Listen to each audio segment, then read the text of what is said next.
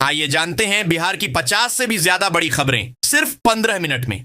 आज के इस वीडियो में हम आपको बताएंगे सरकार के अहम फैसलों की बड़ी जानकारी, इसलिए वीडियो को पूरा जरूर देखें। और हाँ, आप हमें ये वीडियो बिहार के किस जिले या गांव से देख रहे हैं, कमेंट में जरूर लिखें। पीएम किसान सम्मान निधि के लिए जरूरी होगी फार्मर आईडी। भारत सरकार ने एग्री स्टेक परियोजना के तहत किसानों का फार्मर आईडी बनाने की प्रक्रिया तेज कर दी है। जिले के 2,78,000 किसानों का डेटा तैयार किया जा रहा है। इसमें जमीन, फसल, खाद और आय से जुड़ी जानकारी ऑनलाइन दर्ज होगी। पहले चरण में किसान सम्मान निधि का लाभ लेने वाले किसानों का चयन किया गया है। इसके बाद रजिस्टर्ड किसानों का आईडी बनाया जाएगा। शिविर लगाकर किसानों से जमीन संबंधी विवरण, आधार कार्ड और मोबाइल नंबर लिया जाएगा। फार्मर आईडी से किसानों को सरकारी योजनाओं और सब्सिडी का लाभ लेने में आसानी होगी। फसल बिक्री और आय की जानकारी भी दर्ज होगी। कृषि विभाग ने स्पष्ट किया है कि कोताही बरतने वाले कर्मियों पर कार्रवाई होगी। फार्मर आईडी से किसानों की समस्याओं का समाधान तेजी से होगा और योजनाओं का लाभ वास्तविक जरूरतमंदों तक पहुंचेगा। नीतीश सरकार का 7 निश्चय 3, 1 करोड़ रोजगार का रोड मैप। बिहार सरकार ने अगले 5 वर्षों में 50 लाख करोड़ रुपए के निवेश का लक्ष्य तय किया है। इसके साथ ही 1 करोड़ नौकरी और रोजगार देने का विस्तृत रोड मैप भी बनाया गया है। मुख्यमंत्री नीतीश कुमार की अध्यक्षता में हुई मंत्रिमंडल बैठक में 7 निश्चय 3 को मंजूरी दी गई। नीतीश कुमार ने कहा कि 2005 से राज्य में कानून का राज कायम है और लगातार विकास कार्य हुए हैं। 7 निश्चय 1 और 2 के लक्ष्यों को पूरा करने के बाद अब 7 निश्चय 3 लागू किया जा रहा है। इसमें दोगुना रोजगार और दोगुनी आय पर जोर दिया गया है। इसके लिए युवा, रोजगार और कौशल विकास विभाग का गठन किया गया है। उद्योगों के विकास के लिए मुख्य सचिव की अध्यक्षता में 3 उच्च स्तरीय समितियां बनाई गई हैं। अगले 5 वर्षों में 50 लाख करोड़ के निजी निवेश का लक्ष्य रखा गया है। सरकार का उद्देश्य है कि बिहार को देश के सर्वाधिक विकसित राज्यों की श्रेणी में शामिल किया जाए। यूरोप टूर से लौटे तेजस्वी यादव, नीतीश सरकार पर हमला। बिहार विधानसभा के नेता प्रतिपक्ष तेजस्वी यादव ने मुजफ्फरपुर में पिता द्वारा 5 बच्चों संग आत्महत्या की घटना पर गहरा दुख जताया और इसे राज्य की गरीबी, बेरोजगारी और भ्रष्टाचार का परिणाम बताया।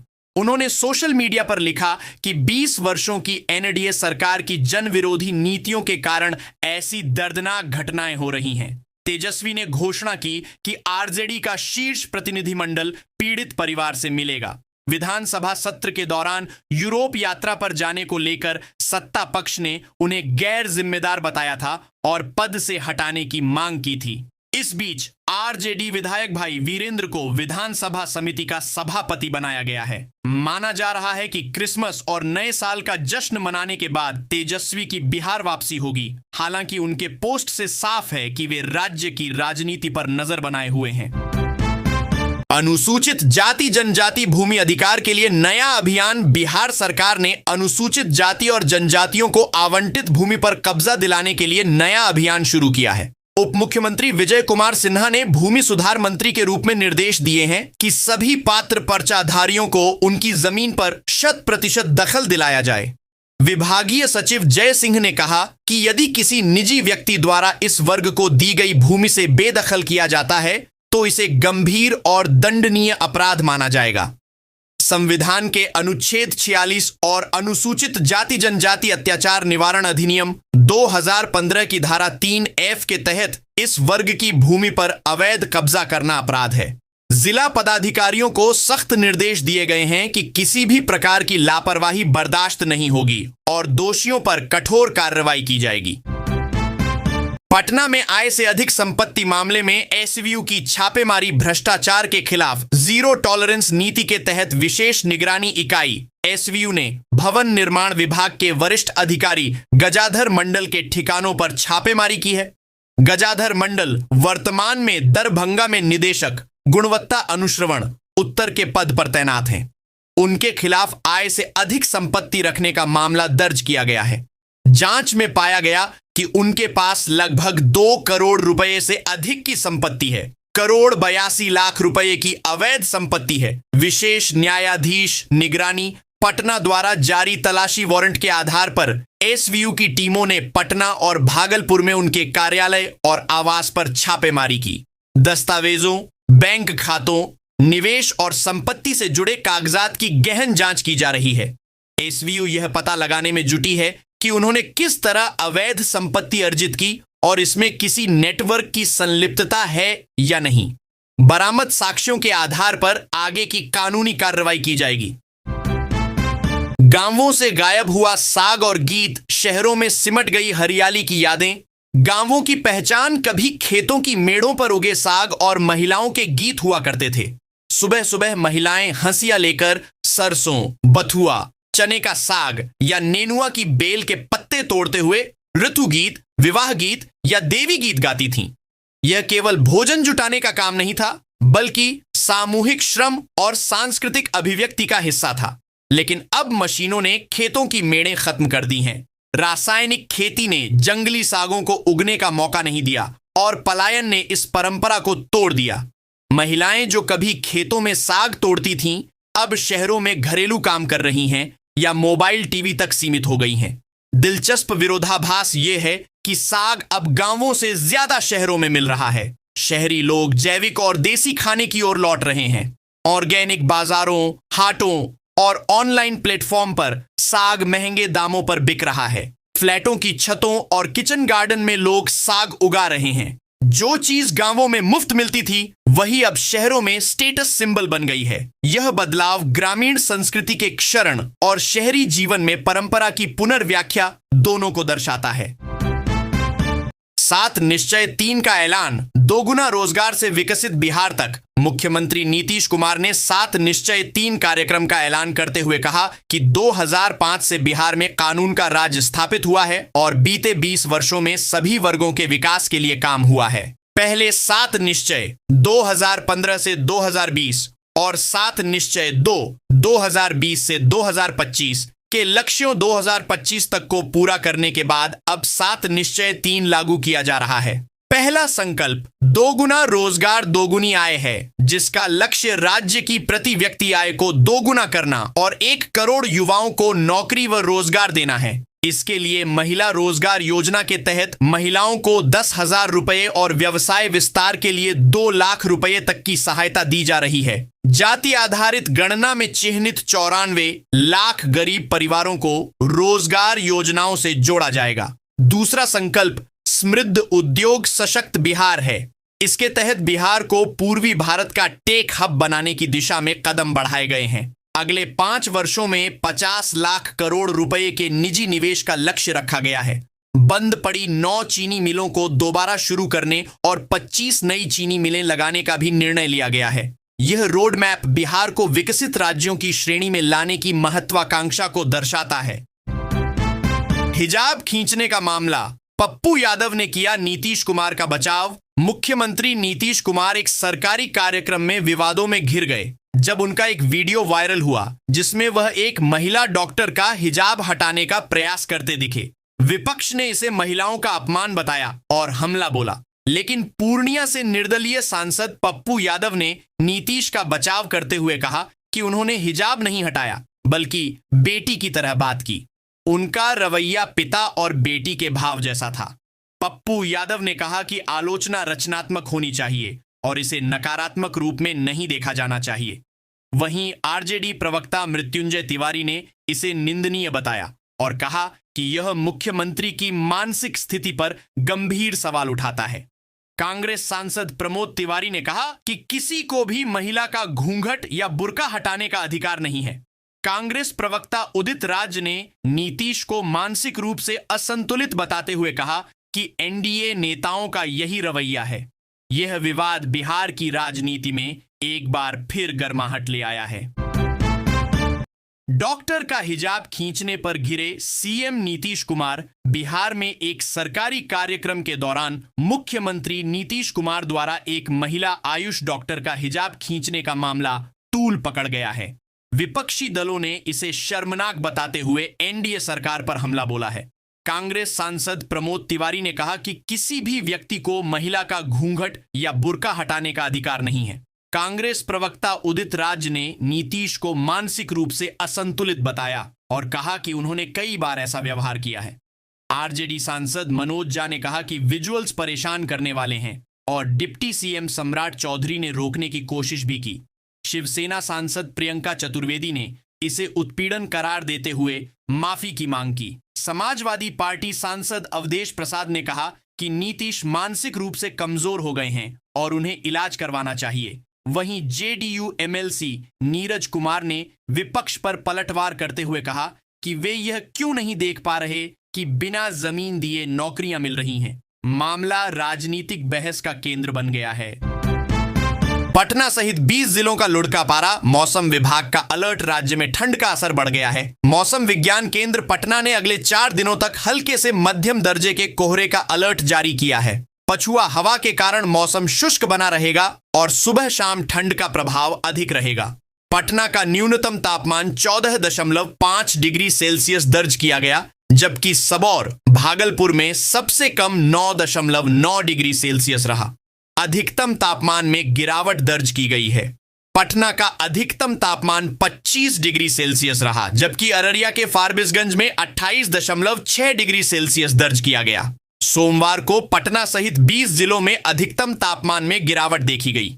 दिन में धूप निकलने से मौसम सामान्य रहा, लेकिन सुबह शाम ठंड और कोहरे का असर जारी रहेगा।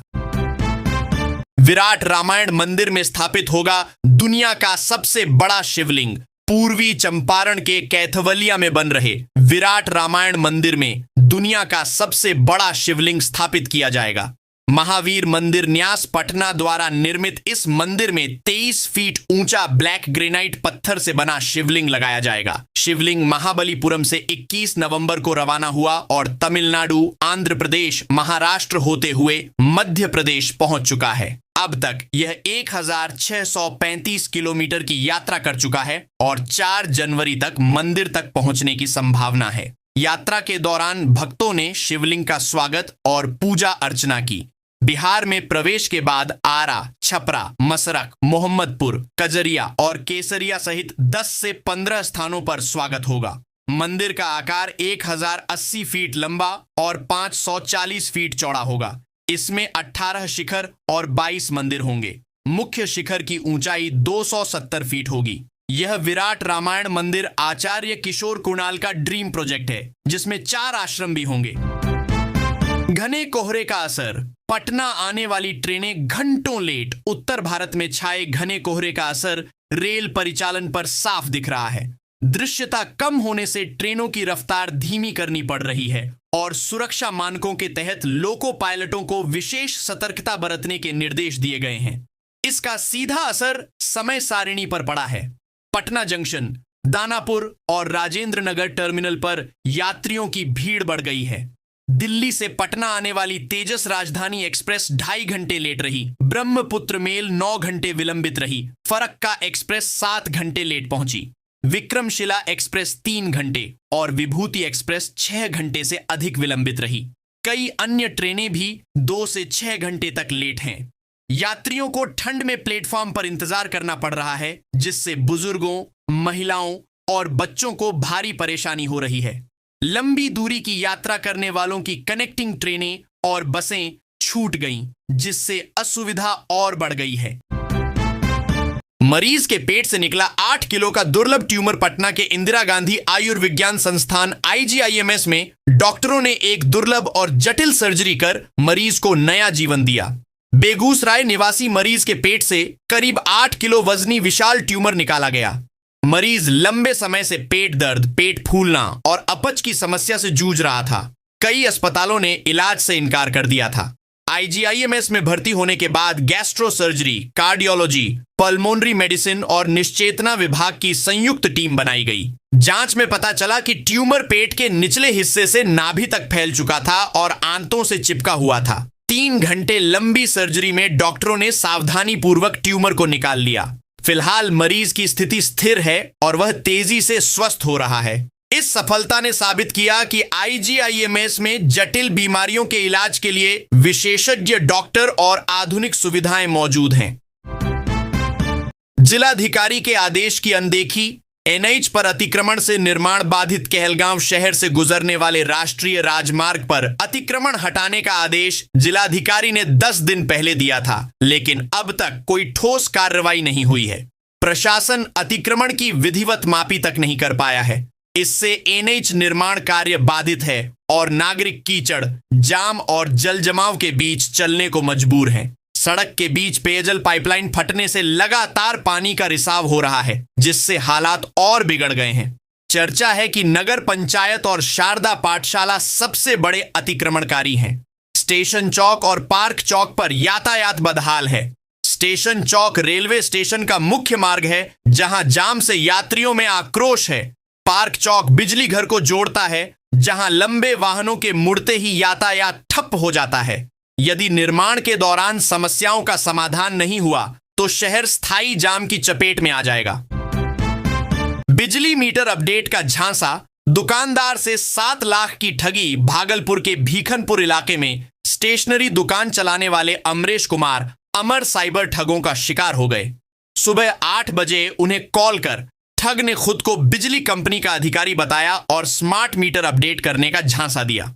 ऑनलाइन पेमेंट की गोपनीय जानकारी हासिल कर ठग ने उनके खाते से 7,18,000 रुपये निकाल ली। ठग ने सर्वर स्लो और नेटवर्क प्रॉब्लम का बहाना बनाकर उन्हें उलझाए रखा। कुछ ही मिनटों में निकासी का मैसेज आने पर अमरेश को ठगी का एहसास हुआ। उन्होंने तुरंत साइबर थाने में शिकायत दर्ज कराई। डीएसपी कनिष्क श्रीवास्तव ने केस दर्ज कर तकनीकी जांच शुरू कर दी है। यह घटना फिर साबित करती है कि बिजली बिल और बैंकिंग से जुड़े कॉल पर सतर्क रहना बेहद जरूरी है। राशन कार्ड धारकों के लिए अलर्ट। ई-केवाईसी अनिवार्य खाद्य एवं उपभोक्ता संरक्षण विभाग ने राष्ट्रीय खाद्य सुरक्षा अधिनियम के तहत लाभुकों के लिए ई-केवाईसी अनिवार्य कर दिया है।